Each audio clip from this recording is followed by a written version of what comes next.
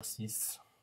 Pour accéder à sa messagerie, Antoine a choisi un code qui doit être reconnu par le graphe étiqueté suivant de sommet 1, 2, 3, 4. Donc là, on a affaire à un graphe qui est orienté. Donc faites attention.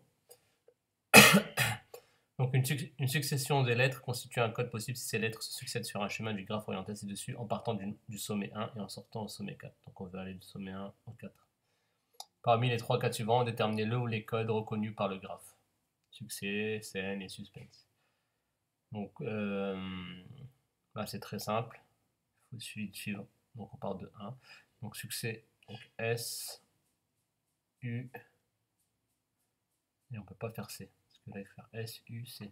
Donc si on fait S, U, on ne peut pas faire C. Donc celui-ci il n'est pas reconnu.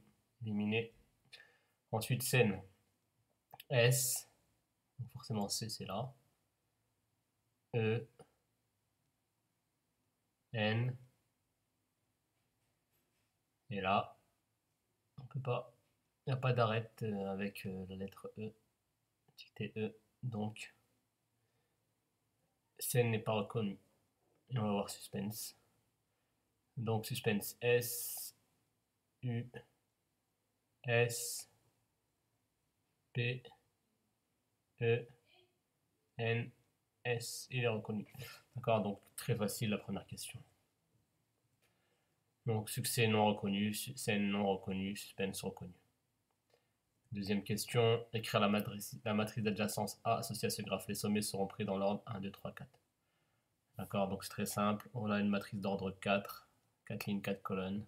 La première ligne, ça correspondra aux arêtes qui relient le sommet 1, ainsi de suite. La deuxième ligne, le sommet 2, la troisième ligne, le sommet 3, et la quatrième ligne, le sommet 4.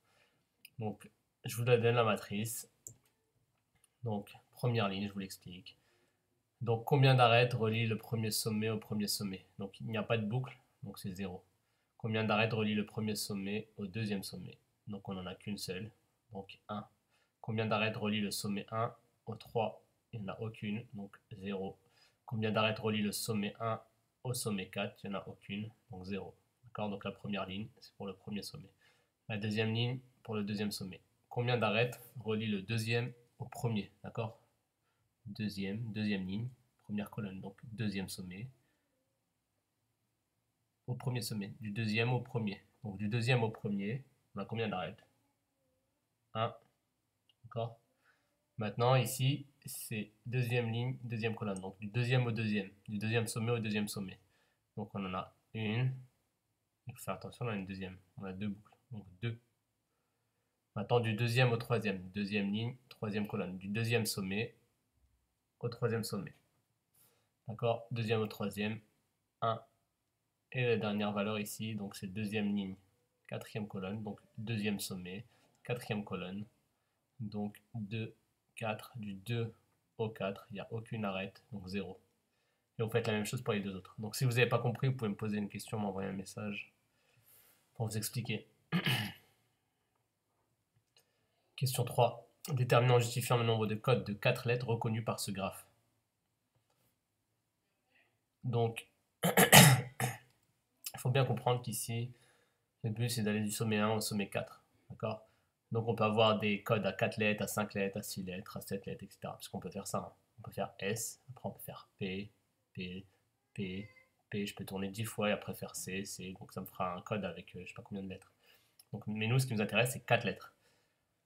Donc un code à 4 lettres reconnu par ce graphe. D'accord? Donc si on veut un code à 4 lettres, ça veut dire quoi? Ça veut dire qu'on cherche le nombre de chemins de longueur 4 partant de 1 pour arriver à 4. Parce que justement, une lettre, c'est une arête. D'accord? Et donc forcément, si on veut 4 lettres, c'est-à-dire que le chemin, il sera de longueur 4. Nous, en gros, on cherche les chemins de longueur 4, partant du sommet 1 au sommet 4. Donc qu'est-ce qu'il faut faire? Ça, vous devez savoir le faire. Il faut déterminer la matrice A puissance 4. D'accord? Donc il a indiqué par le coefficient situé à la première ligne, parce que c'est du sommet 1, jusqu'à la quatrième colonne. Le coefficient situé à la première ligne et quatrième colonne de la matrice A puissance 4. A puissance 4 parce que c'est un chemin de longueur 4. Et première ligne, quatrième colonne, parce qu'on va du sommet 1 au sommet 4. Faites attention, c'est première ligne, quatrième colonne, parce que là, il y a une orientation. D'accord, on ne veut pas aller du 4 au 1. On va aller du 1 au 4. Donc c'est bien première ligne, quatrième colonne.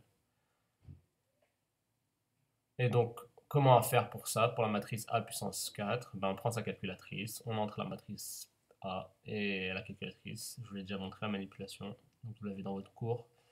Donc, avec une calculatrice, on a A puissance 4, on obtient ça. Et donc, on a des coefficients, donc on en a 16, puisqu'il y a 4 lignes, 4 colonnes, 4 colonnes, 4 lignes. C'est-à-dire qu'il y a 16 coefficients en tout, il y a 16 nombres là-dedans. Et donc, si on a 16, celui qui nous intéresse, celui qui a la première ligne, quatrième colonne, parce qu'on va aller du sommet 1 au sommet 4. Donc, première ligne, quatrième colonne, ça veut dire qu'il y en a 3. Voilà, donc on peut répondre à la première question. Donc, le nombre de codes de 4 lettres reconnu par ce graphe est égal à 3. Dernière question, citez chacun de ces codes de 4 lettres. Donc là, c'est très simple. On prend le graphe et on va chercher les chemins de 4 lettres. Donc, le premier, il est là, SPES. S1, 2, 3, 4.